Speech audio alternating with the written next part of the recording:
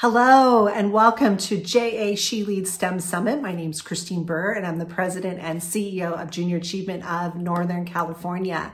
And you're here today because you're considering pursuing a career in science, technology, engineering, or math. And the purpose of our summit is to encourage you to hop in. This world needs more women pursuing STEM careers and more men who understand that encouraging women to partner with them in the pursuit of a STEM career is a really good idea for their career. Women bring a different set of experiences to STEM that are critically, vitally important to the products STEM companies are curating. Women in STEM contribute to diversity in product development, and we're here today to tell you that your decision to invest in this summit will benefit you today and in the months and years to come. By exposing you to female leaders in STEM, interesting workshops and mentors who can answer your questions, you will be better prepared to make important decisions to position you for future success. Now, let me tell you a little bit about what will be taking place throughout the day virtually on our Hop-In platform.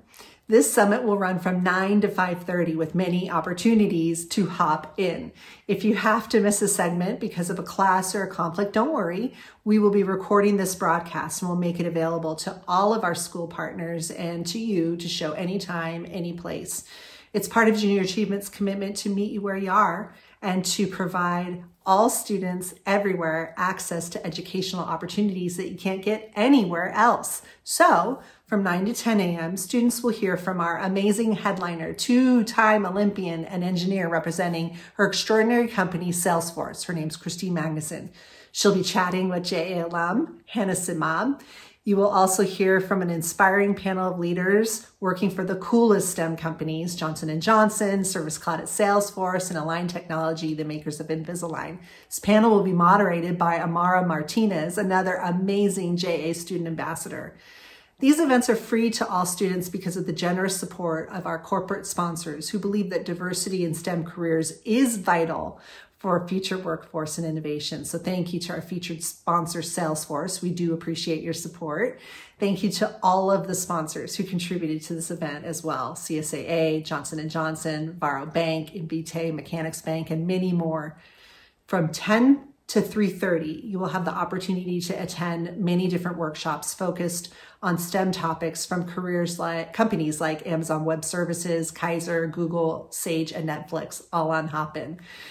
The afternoon part of the event later from 3:30 to 5:30 is about mentorship. And I want to thank the mentors for being here today. We have women from all types of careers and backgrounds. They came here today to encourage and inspire you. Please embrace the moment and bring your best self. It will be hosted here on Hop-In. Ask questions. There are no right or wrong questions or even answers. Engage and be a part of that conversation.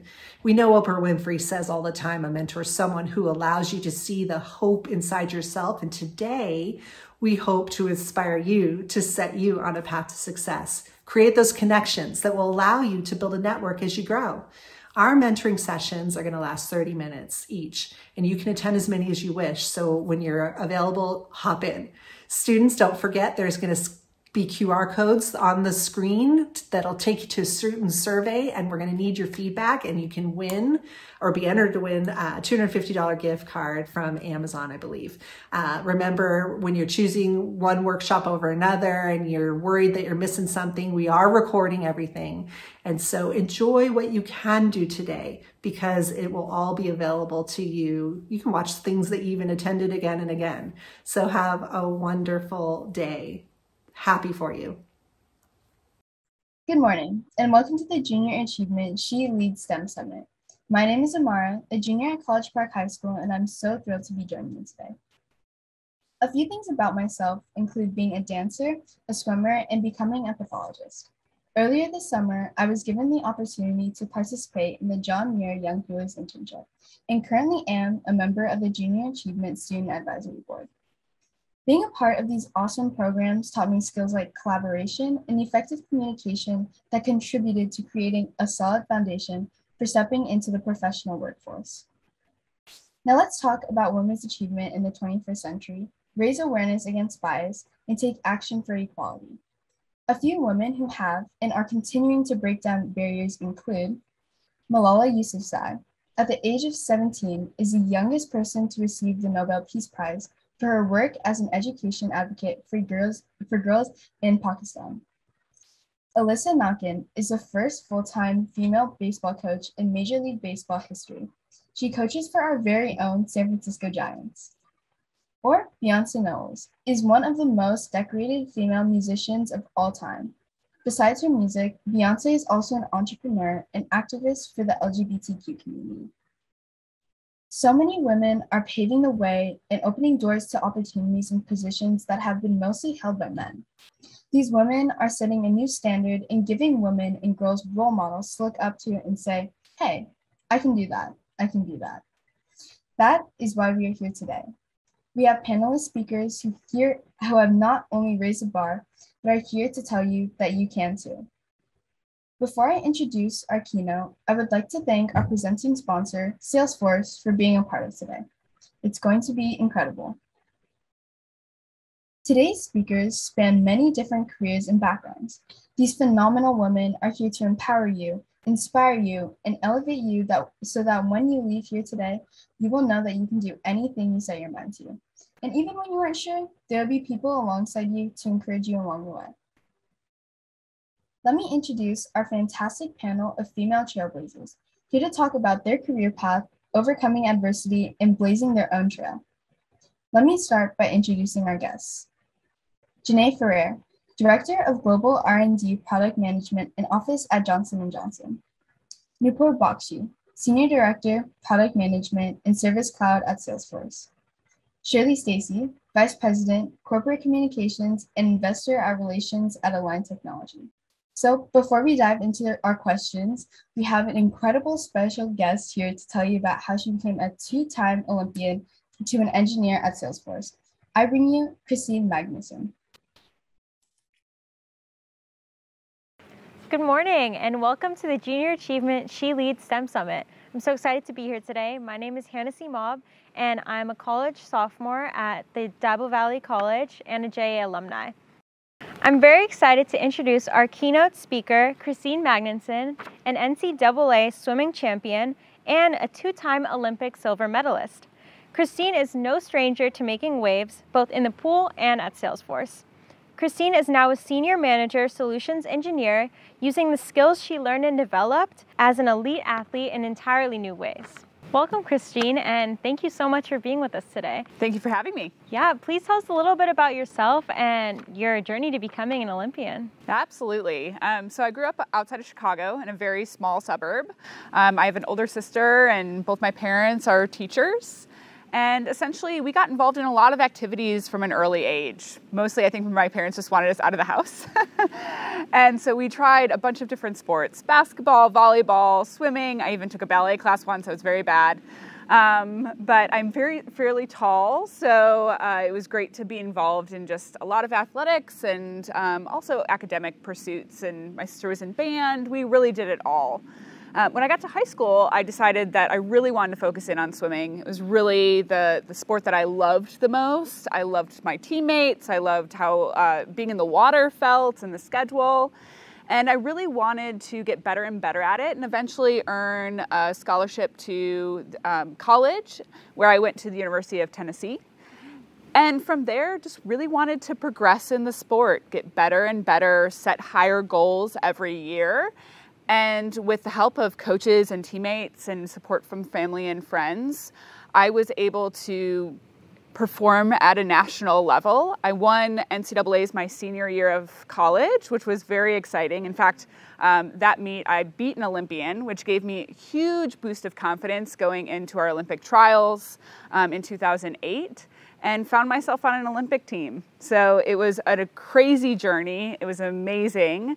And after that, I actually swam professionally for 5 years and traveled the world. So it was an amazing, amazing job. I highly suggest becoming an Olympian if you have the chance to. It was a lot of fun. And yeah, rest is history, I suppose. That's amazing. I know. I'm sure that took a lot of hard work and determination for sure. Yeah. So what is a Senior Manager Solution Engineer at Salesforce? And what were the key milestones that got you into your current role now? Yeah, absolutely. So I'll first define what solution engineering is, because I think it's a little bit different depending on what type of conversation you're in. A lot of times people see that engineer title and they think that, you know, we're coding and producing the product. And actually we're focusing more on the solution end of the engineering in that title. So what me and my team do is we basically are product experts at a technical level. So we know all of the capabilities of the product, and then we help apply that to customers and what they're trying to accomplish. So if a customer says, hey, we're trying to get X, Y, and Z done, we make sure that it's not just we're trying to sell them a product, but that the product is a right fit for the customer, and help the customer understand what the product does and how it'll change and benefit their end users. And so my teams are basically technical salespeople. They work alongside the sales team and just make sure that we're presenting the right solution to the customer. So it's a lot of fun. But I didn't start there. It was a really journey to solution engineering for me. I actually started in sales. So after swimming, I was wondering what I wanted to do and received a lot of advice through networking and mentorship from various people throughout my life. And the common thread that all of them said were really good to have in your resume was sales, because understanding customers can really benefit you no matter where you go from there. You can put yourself in the mindset of why would somebody want to use or buy this product? Once you can understand a customer, you can really do a lot with it. And so I put away all of my preconceived notions of what a salesperson is. I used to think like, oh, this is maybe like a used car salesman, maybe not as fun, but it's not. It's if you're selling a product that you believe in and you love, then you're actually doing, I think, a customer a favor by introducing them to it. And so I got into sales and then moved to San Francisco. I wanted to get into tech. And I had been a Salesforce user as a salesperson in a previous job, loved the product, thought they were doing amazing things for customers and for the world. And so I applied, was fortunate enough to get a few interviews across Salesforce. The product I joined was actually a recent acquisition and kind of a more startup feel within the company. And so I thought that I could really make an impact for the product and joined, and it's been amazing to have kind of that experience of a scaling startup within Salesforce. I think was really unique.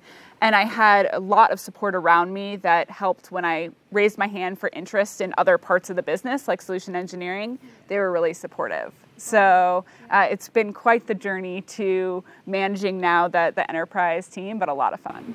That's amazing, and so happy to hear that that's been going on that way. Okay.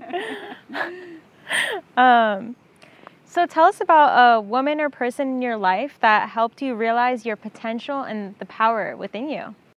Yeah, so there's been a lot of influencers in my life. I would say, you know, the one that stands out is actually my college coach. So Matt Kredich at the University of Tennessee, he really taught me how to work not just as an athlete, but you know, a lot of people think about the physical aspects of being an athlete, but also the mental toughness behind it.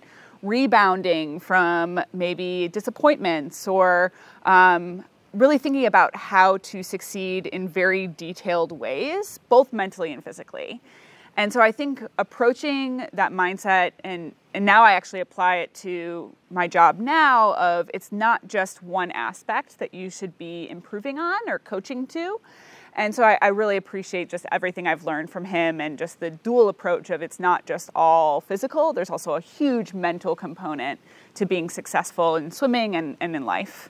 And then I've had some amazing women touch my career, of course. Actually, my first job out of swimming was for a female-owned company, and they took a chance on me. You know, I was in my upper 20s and hadn't had a traditional job.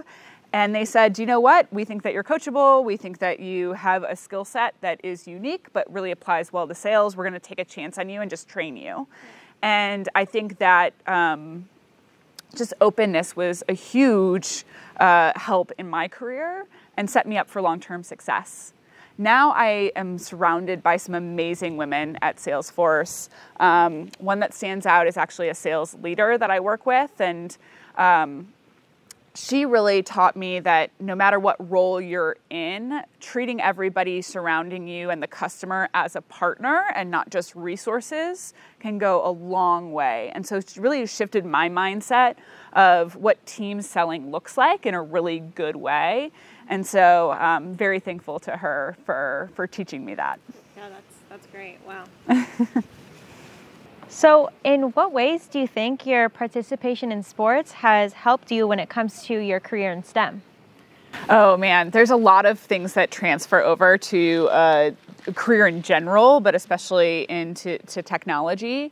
So I would say the number one thing that I always hope and strive for is coachability. So I want to be the most coachable person that anyone works with, because I love feedback. I love when people give me feedback. I feel like they're invested in making me better, and it's actually a compliment.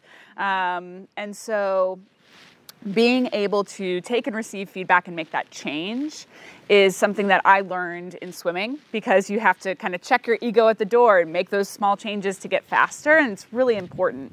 And I think feedback and coachability can come from anywhere. One of my favorite moments in swimming was actually, I was coming back from the Olympics, and a freshman, we were working on some swimming turns, and a freshman actually gave me feedback of how to do something better. They called me out on something, and I loved that, like they weren't intimidated. They just said, I want to make Christine better. I saw something, I'm going to tell her about it. And I think that's wonderful, and I hope that that I, as a manager now, am kind of fostering that environment amongst my team as well. So coachability is super high.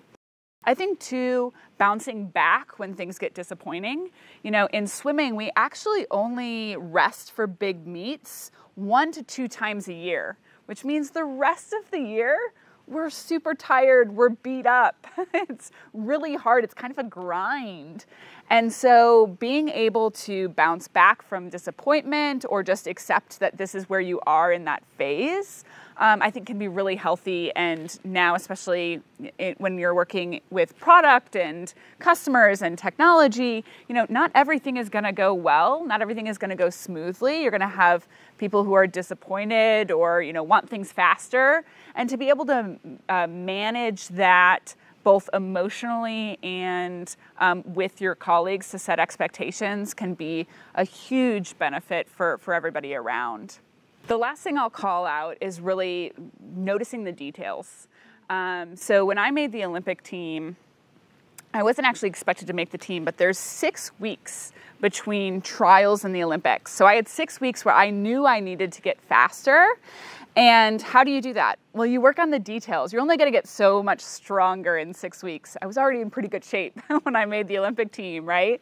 And so you have to work on the details. And so what did I do? I worked turns with Michael Phelps. I did underwaters with Natalie Coughlin, whose beautiful pool this is, as well as Ryan Lochte. I did starts with some of the best male sprinters in the world. And so my details got better and better. And now applying that of knowing what details are really important to the product, to the technology, to the solutioning is obviously really important in tech to get the details right. If you misrepresent something to a customer, it's a really big deal. And so being a nerd and a passionate knowledge person of the product is really important. So knowing those details. Yeah, wow, those are some great tips. And I know me and all the other girls in this summit will definitely take that into consideration. What were your preconceptions about a career in engineering? And now that you've obviously been working in the industry for a few years, what has surprised you compared to those preconceptions that you once had? We actually work with engineers quite a bit. I think before working with them, the stereotypes are they're in a dark room, not wanting to talk to anyone, just coding away. And that's just not the reality of most of the engineers I work with. They want to hear how customers are applying the product. A number of them like to be customer facing, or at least facing with my team. And so they're super social and passionate about what they're doing. And they're not all wanting to be behind a computer screen coding all the time. They're asking these really amazing questions about how people want to use the product so that they can build correctly for that. And so I think that they see things a lot more holistically than maybe I would have given them credit for before working with them. So I think that it's an amazing skill set to be able to not just, code for a product, but like understand why somebody is using the product so that they can build for it correctly. So there's a lot of skill there. I think for tech in general, what surprised me is that there's so many different types of jobs in tech. It's not just the engineers and product people, it's the salespeople and customer success and support teams and marketing teams. And the common thread is that everybody understands the basics and is passionate about the products, but there's so many different aspects to making the company run and work in the best way. And so whatever your passion lies, you can really apply it into the world of technology. It doesn't have to be, you don't have to be the one building the product to get involved in this industry. Okay, so I see you brought a little piece of hardware with you. I would love to see it. Yeah, absolutely. So this is one of my Olympic medals. This is from the relay, and I'll kind of break down some of the medal info for those of you who haven't been watching Olympic documentaries lately. So this is from the relay of the Beijing Olympics, and the front is always designed by the International Olympic Committee. That's the goddess Nike on it, and she appears in different positions in different years of the Olympics, but she's always on the front. She's the goddess of victory. And then the top and the ribbon and the back are all designed by the host country. And so these are really unique medals, I think, for the Beijing Olympics in 2008 because they actually have a stone laid into it. This stone is jade, and it's a little bit different for each medal. So the bronze has the dark green jade that you see most often in jewelry. This is the medium light jade in the silver medals, and then you'll have a white jade actually in the gold medals. So each medal is really unique. I'm fortunate enough to have two medals. So this one travels around with me. You can see that it has some love marks on it, maybe slightly not as clean as some of your jewelry. It's because I love that people can enjoy this. They can wear it. They can, hold it up for pictures and hopefully inspire the next generation of swimmer. My second medal actually stays with my parents, so I don't think they take it out of the box much. It's much more pristine than this one.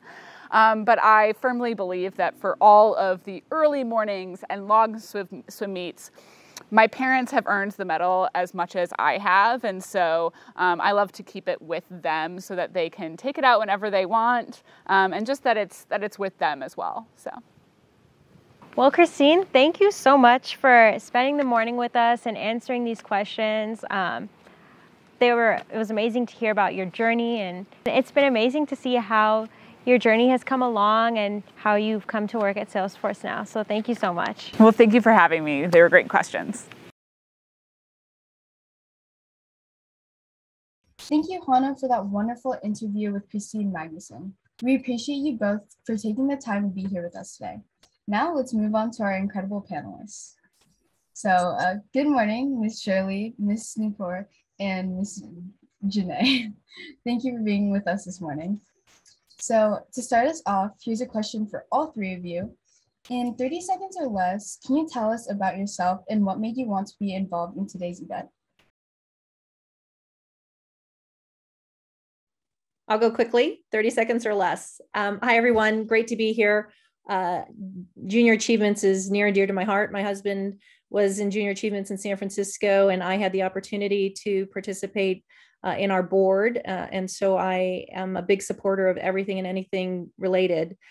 In terms of my background quickly, I actually am responsible for communications at Align, and that means all of our internal and external, whether it's corporate PR, investor relations, because we're a publicly traded company, and our internal communications with our employees to get employee engagement and sharing information across over 20,000 employees around the world.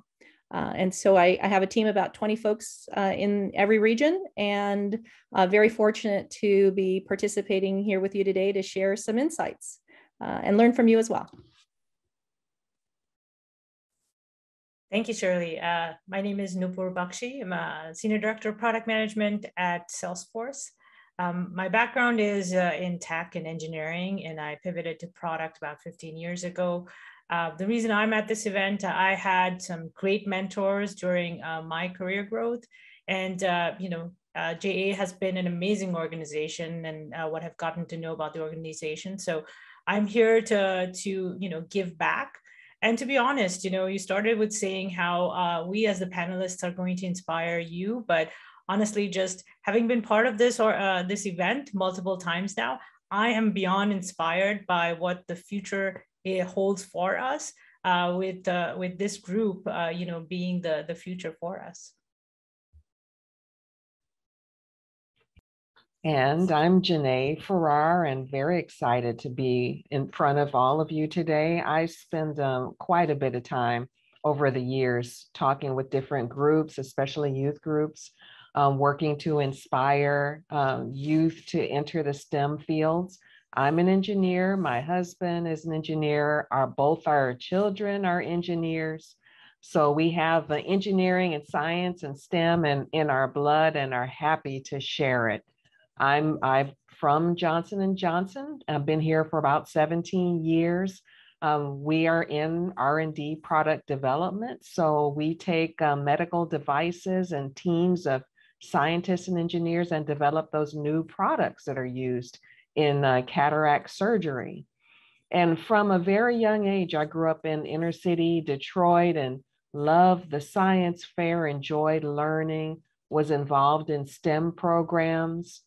And so I just have a passion for the field, and I love inspiring others to pursue it as well.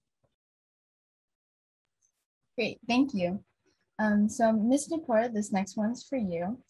Today's event incorporates a lot of mentoring. In what ways have you showed up as a mentor to someone else in your personal or professional life? Yeah, thank you for that question. I think being aware and being intentional and present really is the key to being a good mentor. What you have to recognize is everyone has their own growth paths. And it's about learning from your experiences, but making sure that the advice you're giving is tailored to the person's own personality and where they want to be, where they see themselves in the future. So for me, I'm always open to providing that feedback. Mentoring for me is not necessarily a formal program where you do some cadenced of meetings.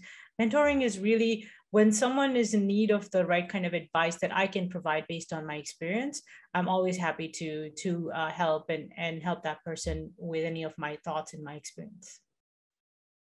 Awesome, thank you.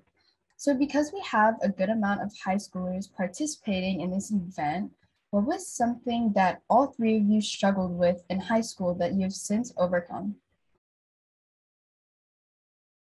Well, I can start with that one. For the whole time that I was in high school growing up in Detroit, I was so absolutely focused on grades, on getting the best grades, on homework, on the next test. I didn't really learn the importance of spending time just being present and connecting well with people. I always had lots of friends and so forth, but school trumped everything for me. So what I learned over time is how important it is to connect with people, to listen, just to enjoy each day and be a part of people's lives. And what I learned is connecting with people doesn't mean you have to exclude the other things that are, of course, grades and learning is all important, but one doesn't have to completely be more important than the other. Just the interactions that you have with people, your parents, your brother and sister, just listening and being present with them, I found was a skill that to this day, it just is a fantastic thing to learn to do, and people appreciate it. I guess my story is an extension of what Janae said. For me, growing up, yes, grades were very important, but I was also president of the drama club. I also in the track and field team. I played soccer for the girls' soccer team. I think, so my challenge in high school was I tried to do too much. And, when I look back and see, other people who did maybe half of what I did, they're just as successful, or, they've found the passion and they've found their path. And so prioritization and really kind of focusing on a couple of things that matter most. That's what I learned out of high school. And that's what, essentially made a job of as a product manager. Prioritization is the thing I do day in and day out. And that's my learning from high school. Mine is really, I think maybe something many of you may share. I was very intimidated by math. And I think maybe it was, kind of my surroundings, because I was surrounded by a lot of who I considered super smart folks. And so for me, I came kind of to really appreciate math and to build my confidence when I went to college. And when I started to apply math to field, so in my accounting classes and my finance classes, and when I took business school, for me, it really started to come to life. And I really started to flourish, because math is so, the thing I love about math and what I love about accounting as well is because there's always a right answer. And there was so many things about, I think, math that I didn't understand how to apply and ultimately what it would enable. But that, kind of learning and learning is a lifelong skill, right? And there's probably things that you will always be intimidated by throughout your career. And I can name probably several of them. If you think about public speaking and things that are pretty natural, but as you apply them, and the more you do, the better you get. So maybe a little simplistic, but that is something to this day I joke about with my kids and my husband, who's a math, and computer science guy. For sure. Thank you. So this next question is for Ms. Janae. What is one thing high school students participating today can do now to prepare themselves for a future in STEM or for their future careers? Oh, lots of things. And I love this question because I spent 20 years with my own kids from the time they pretty much were in elementary school, my husband and I working with them and helping to prepare them. And I would say, just start by enjoying learning, not letting it stress you out so much. Just focus on enjoying what you're learning. There's got to be some classes that you really enjoy, and challenge yourself with the harder classes. So as you move up in high school, there'll be some AP classes that you can get involved in. And however many AP classes that you feel you can handle. That's the environment with the other kids who enjoy learning as much as you will be. So I would suggest that. And then I would also say be an explorer. If you come across workshops involving STEM, rocket launching, or any other computer technology workshops during the summer or on the weekend that you can sign up for, be that explorer. Talk to people in different fields that you think you might find interesting, because that's how you build that passion, that understanding of what really excites you and interests you, that you might want to go ahead and major in college. Don't wait until your senior year to start figuring out, what do I want to major in? Get involved from the very beginning in different activities to explore what's interesting to you. And that's what I would say. Do your very best, take the challenging courses, but be an explorer all throughout high school to find out where your passions are. Awesome. Thank you. Life can be stressful, even more so during a pandemic. So what is something that all three of you incorporate into your daily or weekly routine to maintain mindfulness or wellness? Yeah, I can take that. The screen time that we've all been getting, and even more so in the pandemic, has definitely been a huge stress point for me. For me, my way of de-stressing is really getting out in nature and hiking. My husband and I, and now our 5-month-old puppy, love going on hikes out in the Bay Area. It takes away from sitting in front of a computer, and it really just gives you the opportunity to take some fresh air and relax and think. And that has been my go-to in the last 18 months. I'll pile on to that very quickly. Getting out from behind the screen is huge.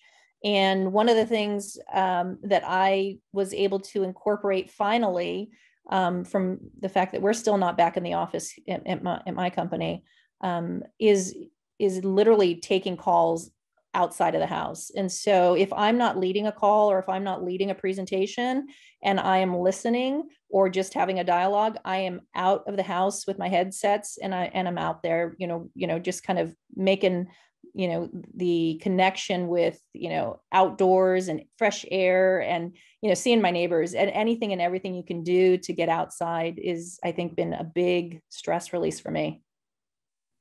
Absolutely. I share the same thing, the same love for the outdoors. Every day I get out, even if it's just for 15 minutes, to take a walk. And I do, stretching exercises every other day. Just exercise is really good. Getting good sleep is critical. And one of the other passions of mine is reading audiobooks. While I'm walking, I have my earbuds in, listening to a good audiobook. And I'm right now trying to find a book club that I can join in my local area, just to fellowship a bit with some other women and talk about some interesting topics, again, to start getting out of the house. But yeah, exercising, reading, just getting outside are all things that reduce stress. Great. Ms. Stacy, this next one is for you. A lot of important issues like sustainability and racial equity are finally getting the awareness and momentum they deserve. What role do you think corporations should play in contributing to solutions to make our world healthier and our communities more equitable? It's a great question. I don't think there's a one answer to that, and I don't think there's one size fits all for every corporation. This is a topic that's very important to, I think, most companies, and especially with the amount of focus and even regulation. You've got all kinds of different organizations, I think, helping corporations navigate the landscape. And for Align, for us, what's really important is that we focus on this both from a combination of doing the right thing for our employees, because we believe that, diversity and equity are key to, obviously having a great employee population, but also to the growth and the health of the business. But we also want to make sure that we're true to our purpose. And, our purpose is transforming smiles and changing lives. And we are very specifically focused on kids and children, and also, kind of everything that we can do to, focus on women in leadership roles. And so we have a number of initiatives in the company. And I think, though, to your question, what is the role of the corporation? I think the corporations have to prioritize, as you see in many businesses, but you also have to be practical about planning and implementation, and really finding ways that your plans can not just resonate with, kind of the broader population, but also how do you resonate with your own teams, because it has to kind of come from within. It's one thing. You see so many organizations coming up with slogans or kind of making statements about their commitments, but at the end of the day, it's actually how you execute and how you embody that and have your employees first and foremost, in my opinion, really kind of adopt and really kind of execute in the culture that you're trying to build. I think, I can kind of only really speak from our experiences, and that's what we try to do at Align. Awesome. Thank you. Yes, and similarly, Johnson & Johnson is a great company for allowing that. I mean, J&J has been at the forefront for many years in marrying up the importance of the community along with employees and the customer. So we have many groups here at work that allow you and inspire you to get involved in volunteering. And we're very much into respecting and understanding and promoting a diverse workforce. So I think it helps for the companies to provide funding and allow employees the time to follow their passions. And one of the things that I've even been asked to do is recruit for minorities at the college level and experienced scientists and engineers. So that gives me a chance to tap into my network of alumni and other people that I know and get out in front of people and talk about the company and actually make a difference in people's lives by bringing them into really good paying engineering and science roles where they can bring them their best selves to work and actually being a part of that. So that's the role that J&J plays. And just to add to that, to what Shirley said, it is a topic that has a lot of angles to it. But at the end of the day, when you think about it, we spend half our lives at work. And at least I feel that for me, working for a company that is able to take a stance and that is looking at how we make this world a better place to live in, whether it's at work or outside, is really important for me as, being part of that movement and having a company that believes in that and puts in the right resources, as Janae said, whether it's recruiting, whether it's helping promoting internal talent, allowing employees to have that time to volunteer and follow a passion. It's critical for companies to definitely have a point of view and essentially have the right set of values to move that agenda forward. Awesome, thank you. So our last and final question is for all three of you. Where do you think the future of STEM careers is going?